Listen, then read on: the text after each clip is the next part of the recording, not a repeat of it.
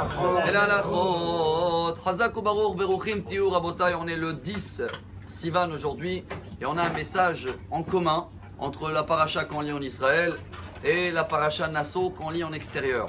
Je crois que c'est pas seulement un point commun, c'est un des messages de la vie. S'il se répète deux fois dans la paracha Nasso, Moshe Rabbeinu pendant 7 jours, il va monter et démonter le tabernacle jusqu'à que apparemment il sait le faire. Et au 7e jour, Hachem il le dit, ça y est, Moshe Rabbeinu, c'est plus toi qui vas faire, c'est ton frère qui prend la relève. Et le Midrash il raconte que Moshe l'a dit à Hachem, pourquoi alors tu m'as fait comme ça, monter, démonter, et après c'est pas moi. Hachem il a dit, tu m'as fait pareil avec le buisson ardent, pendant 7 jours tu es passé devant.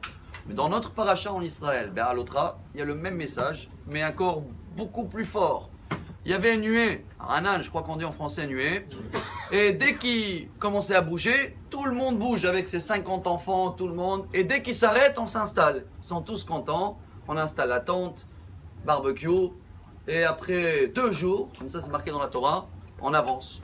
Des fois le nuée il bouge pas pendant 1 an, des fois 1 mois, il n'y a pas une stabilité. Chaque fois que tout va bien, mon cher Rabbeinu il monte, Hachem lui dit non c'est plus toi. Il dit le Baal Shem Tov, et c'est un grand message pour notre vie. Chacun de nous, il y a des moments où on traverse des étapes ou des épreuves, on ne les a pas prévues. Des fois même c'est des moments de joie, tu as envie que ça ne s'arrête pas, hop, un autre événement qui arrive. Toute notre vie, on construit, on voyage, on s'arrête, on continue, on bouge. Ce n'est pas notre volonté, c'est toujours la volonté de Dieu. Si on croit de gérer tout et de voyager dans notre chemin, et je m'arrête quand je veux, et c'est moi qui prépare mes événements, jamais ça va se passer comme je veux, donc je serai toujours déçu.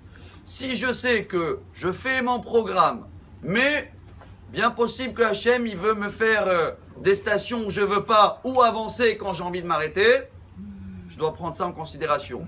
Mais pourquoi? Pourquoi pas faire une vie plâtre? Il dit le Baal Shem Tov, chers amis, c'est le message de la vie. Quand quelqu'un il a une vie plâtre, que lui il gère, il fait tout ce qu'il veut, il ne tient pas sa vie dans la main.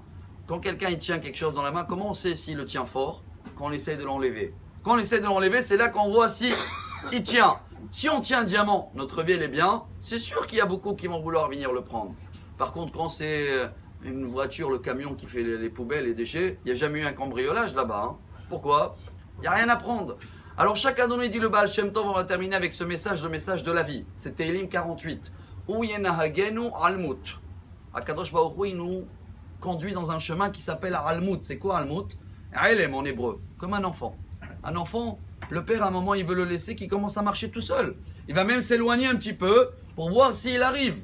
C'est pour le bien de l'enfant ou pas? Alors chaque fois que nous, on traverse quelque chose, on a des moments qu'on les souhaite, on les souhaite moins. Si on sait que Akadosh Baruch Hu, c'est lui qui nous conduit à la fin pour notre bien, car notre vie, quand elle est plâtre, après on ne sent plus les choses. Quand il y a des émotions qui montent, qui descendent, que ce sera dans la joie ou dans des périodes moins joyeuses, c'est comme ça qu'on sait qu'on grandit et on prend le bon chemin qui va nous amener à une très bonne journée à Mashiach. Amen.